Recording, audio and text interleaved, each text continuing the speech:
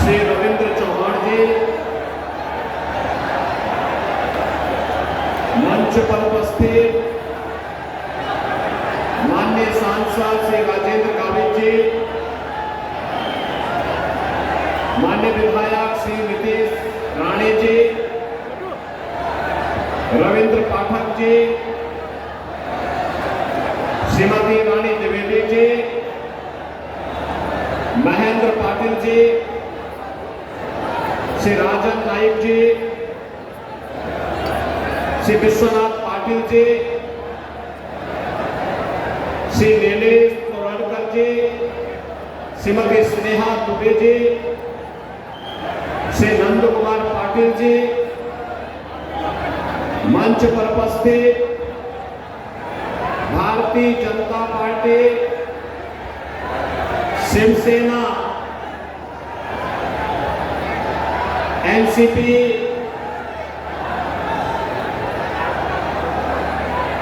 और अपने एनडीए के सभी सहयोगी दल के सभी हमारे पदाधिकारीगण और उपस्थित पालघर के मेरे सभी उपस्थित बहनों और भाइयों, मैं सबसे पहले हिंदवी स्वराज का बोध जागृत करने वाले छत्रपति शिवाजी महाराज के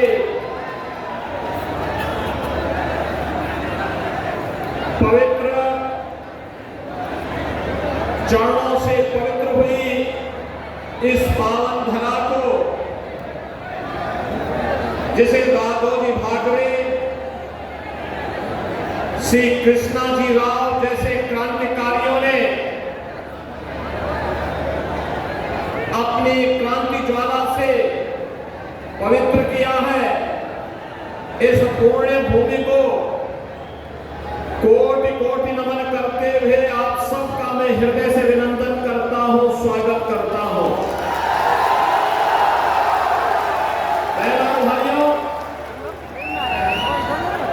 पिछली बार जब मैं आया था उस समय में शाम को आया था, और इस बार मैं आया हूं तो लोकसभा चुनाव में भारतीय जनता एनडीए के प्रत्याशी के लिए तो चंद्रशेखर बावनकुले जी मुझे दोपहर में आपके बीच लेकर के आए हैं। ये चीजें दिखाती हैं कि जब पिछली बार मैं आया था तो कांग्रेस का सूर्यास्त करने के लिए आया हूं,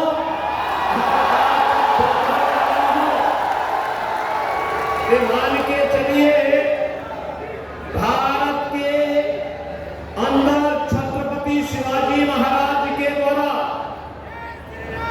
जिस हिंदवी स्वराज की स्थापना की थी मोदी जी के नेतृत्व में, अब वह बनकर के रहेगा, कोई माई का दाग उसको रोक नहीं पाएगा।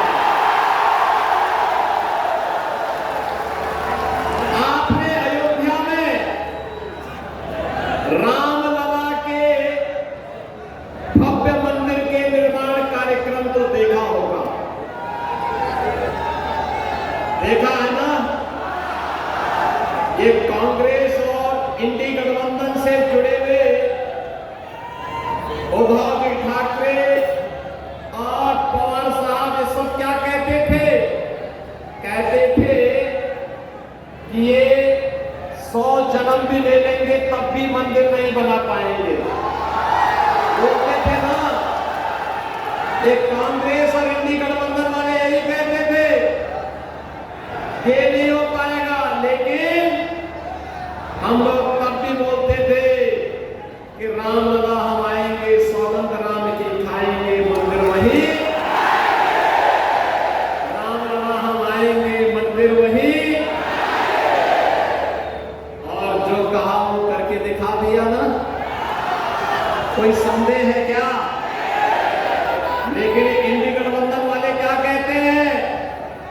बहनों भाइयों, दो बातें खतरनाक इनके मुंह से निकलती हैं। एक तो कहते हैं कि राम मंदिर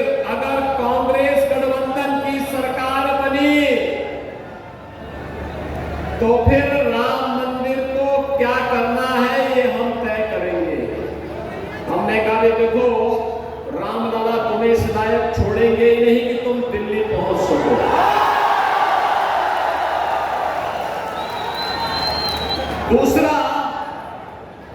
दूसरा इन लोगों के द्वारा हमेशा प्रयास किया गया, ये डराते थे, कहते थे कि राम मंदिर हिंदुओं के पक्ष में अयोध्या का फैसला आ गया तो दंगे हो जाएंगे, खून की नदियां बह जाएंगी। और बहनों और भाइयों, अयोध्या में माननीय उच्चतम न्यायालय का फैसला राम मंदिर के पक्ष में आया। प्रधानमंत्री जी ने कृपा करके वहां शिलान्यास भी किया, राम मंदिर का निर्माण भी हुआ, रामलला विराजमान भी हुए, कहीं तिनका नहीं हिला, तिनका नहीं हिला। गंगा तो बात बहुत दूर की है। और मैं इन इंडी गठबंधन वालों को भी कहना चाहता हूं, उत्तर प्रदेश में तो पिछले 7 वर्ष में कोई दंगा ही नहीं हुआ। अगर हम लोग रामलला को आप सबके आशीर्वाद से, भारत की जनता के आशीर्वाद से, मोदी जी के नेतृत्व में अयोध्या में विराजमान कर सकते हैं तो बड़े बड़े माफिया और दंगाइयों का राम नाम सत्य है की यात्रा भी निकाल सकते हैं।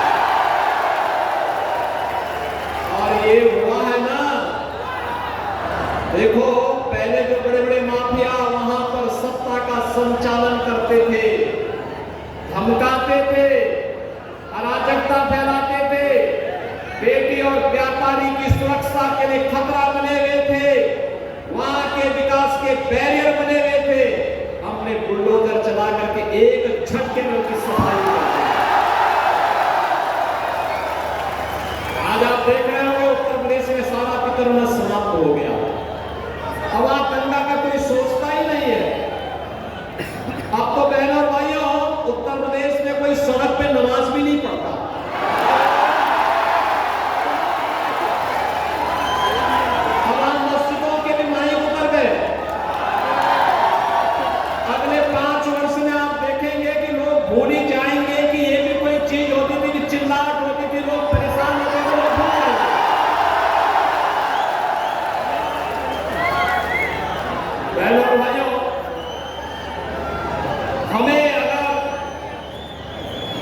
एक भारत श्रेष्ठ भारत बनाना है तो सबकी भावनाओं का सम्मान करना होगा, भारत के महापुरुषों को सम्मान देना होगा, भारत के देवी देवताओं को हर हाल में उनके प्रति आदर का भाव रखना होगा, हर बेटी को पूरी सुरक्षा देना होगा, हर व्यापारी को संरक्षण देना होगा, हर युवा के हाथ को रोजगार देना होगा, हर चेहरे पर खुशहाली लाना होगा।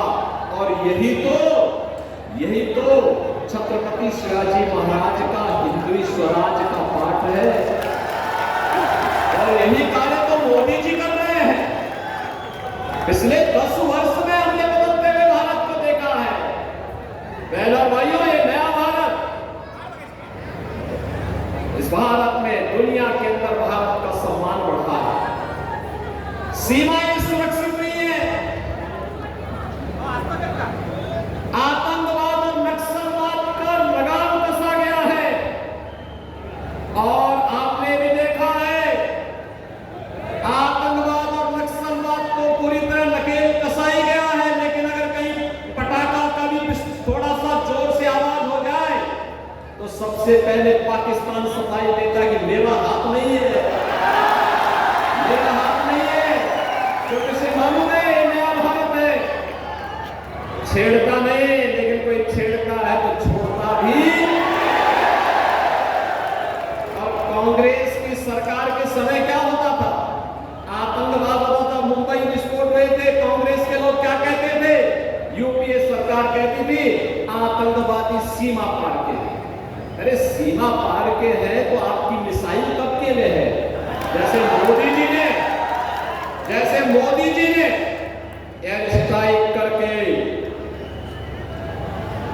सीधे पाकिस्तान के अंदर घुस करके आतंकवाद को पूरी तरह तबाह किया।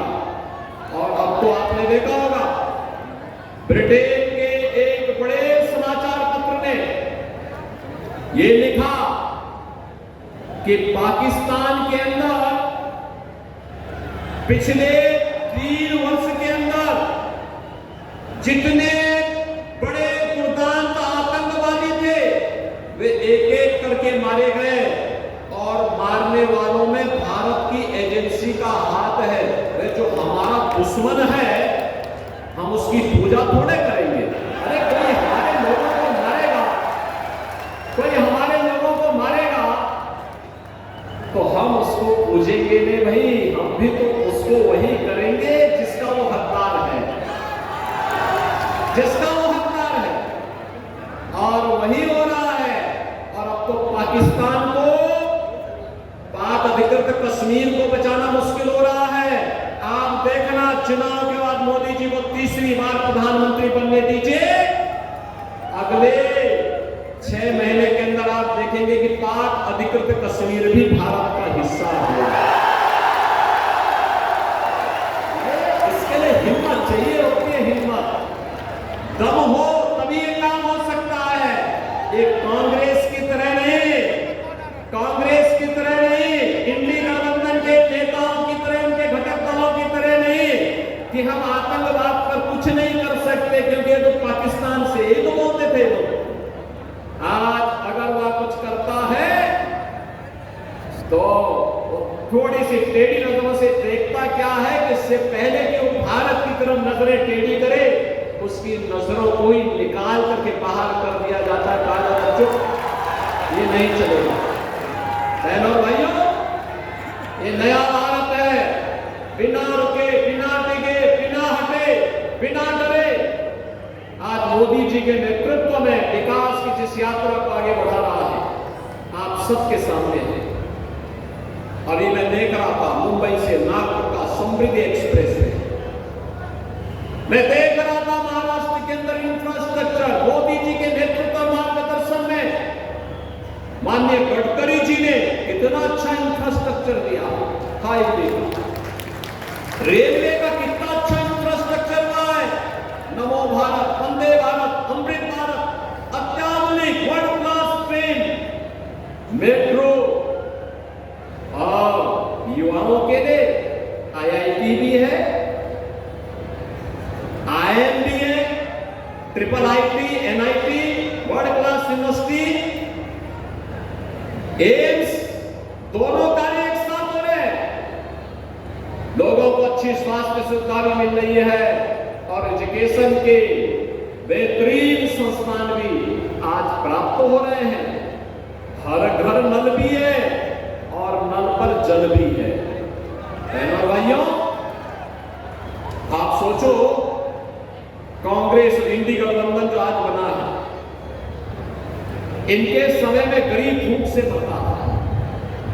आज मोदी जी 25 करोड़ यानी 80 करोड़ लोगों को फ्री में राशन दे रहे हैं, 80 करोड़ लोगों को फ्री में राशन। और यही नहीं, जो लोग पाकिस्तान का राग लगाते हैं इनसे बोलो कि जितनी पाकिस्तान की आबादी है उससे ज्यादा लोगों को मोदी जी ने 10 वर्ष में गरीबी रेखा से उभार करके विशाल जीवन जीने के लिए आगे बढ़ाया। मात्र 23 करोड़ कमबख्त पाकिस्तान, आप सोचो कहां पहुंचा दिया इन्होंने पाकिस्तान को। अरे हिंदुस्तान में रहता तो भूखों नहीं मरता, उनको भी फ्री में राशन मिलता। लेकिन आज गली मोहल्लों में कुछ जीव लड़ते हैं ना एक रोटी के टुकड़े के लिए, यही पाकिस्तान में 1 किलो आटा के लिए छीना झपटी होती है। आंदोलन चल रहे हैं, धरना प्रदर्शन चल रहे हैं, बड़े बड़े अभियान चल रहे हैं, आगजनी हो रही है, तोड़फोड़ हो रही है, क्योंकि खाने के लिए कुछ भी नहीं पाकिस्तान में।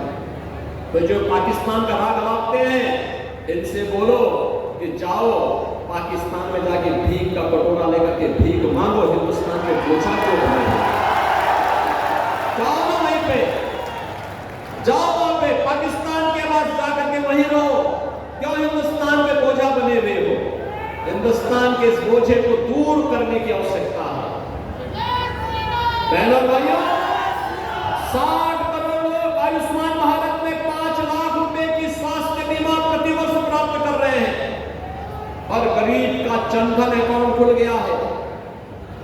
12 करोड़ घरों के लिए शौचालय बन गए हैं, 4 करोड़ गरीबों के मकान बन गए हैं। मोदी जी ने कहा है कि 70 वर्ष से ऊपर का हर सीनियर सिटीजन चुनाव के बाद प्रतिवर्ष 5 लाख रुपए की स्वास्थ्य बीमा का आयुष्मान भारत की सुविधा का लाभ प्राप्त करेगा।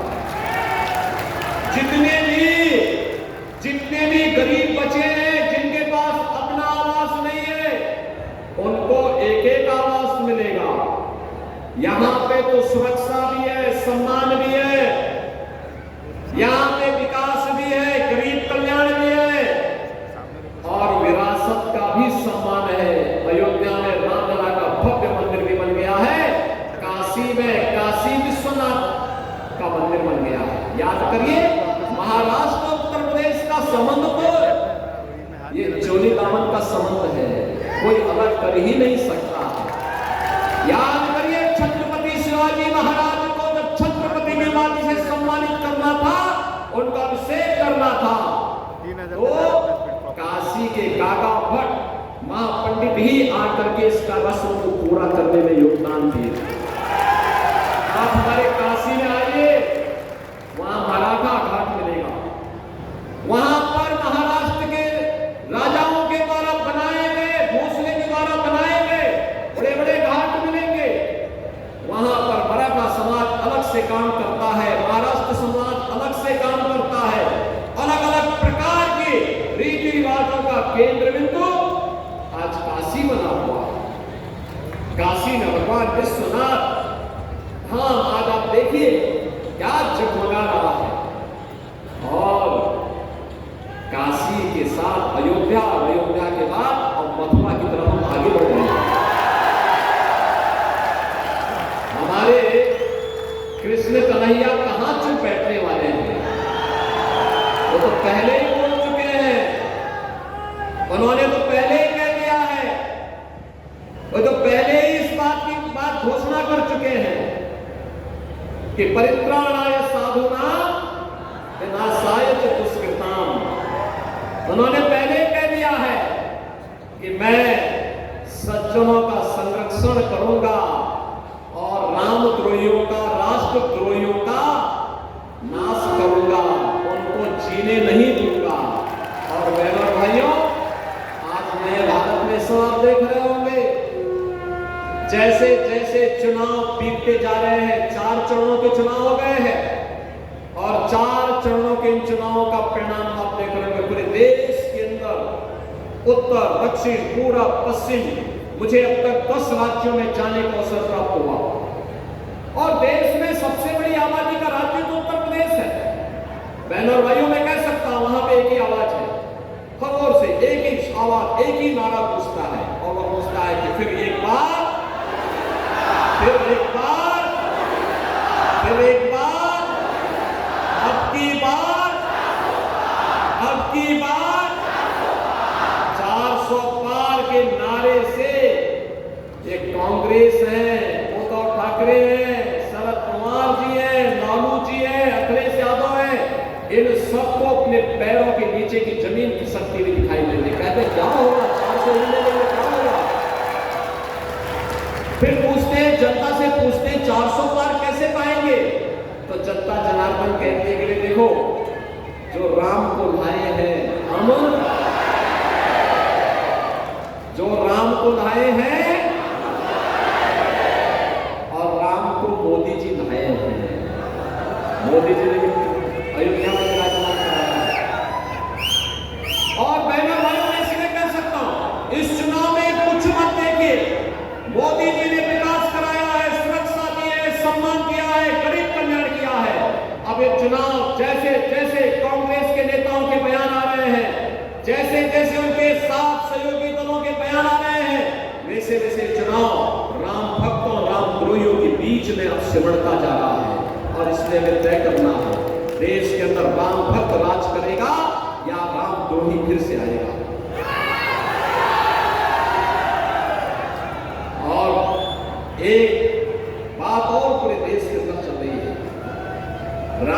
भक्त ही राज करेगा दिल्ली के सिंहासन पर, यह भी गूंज रहा है पूरे देश के अंदर। और मोदी जी ठहरे राम भक्त। अभी आपने देखा होगा, पहले प्रधानमंत्री है मोदी जी, जिन्होंने अयोध्या में जाकर रामलला के मंदिर पर शिलान्यास किया। लोग कहते थे अरे ये सब नहीं होने देना, प्रधानमंत्री को क्या शोभा देता। अरे मोदी जी ने कहा क्या बात करते हुए, राम हमारे पूर्वज थे, हमारी विरासत है, भारत की आदर्श है, कैसी बात करते हैं। अयोध्या में राम मंदिर के निर्माण के लिए मैं क्यों नहीं जाऊंगा। मोदी जी गए, उद्घाटन में मोदी जी गए, 11 दिन का अनुष्ठान रखे और अयोध्या में भगवान राम का भव्य मंदिर का निर्माण किया। बहनों और भाइयों, मैं आप सबसे अपील करूंगा, भारतीय जनता पार्टी अपने सहयोगी दलों के साथ इस चुनाव मैदान में जो भारत के हित में है, जो भारत को दुनिया की महाताकत बना दे, भारत को एक आत्मनिर्भर और विकसित भारत बना दे, वह कार्य केवल मोदी जी कर सकते हैं। मोदी जी के नेतृत्व में होगा। एक कांग्रेस के साथ जितने भी इनके अगल बगल के चट्टे बट्टे हैं, ये सभी के सभी लोग अब जब इनके पास सारे हथियार समाप्त हो गए हैं, अभी गाली गलौज के ऊपर आए हैं, गुमराह करेंगे, अमलगल प्रलाप करेंगे, झूठी घोषणाएं करेंगे, आपको बहकाने का काम करेंगे। इनके बहकाए में आने की आवश्यकता नहीं। ये वो कांग्रेस नहीं जिस कांग्रेस को हम सोचते हैं, जिस ये गांधी जी वाली कांग्रेस होगी, नहीं, गांधी जी वाली कांग्रेस नहीं है। गांधी जी ने तो 1947 में कह दिया था कि कांग्रेस का विसर्जन करो। और मैं आज आपसे कहूंगा, इस समय है, यही समय है और सही समय है कांग्रेस और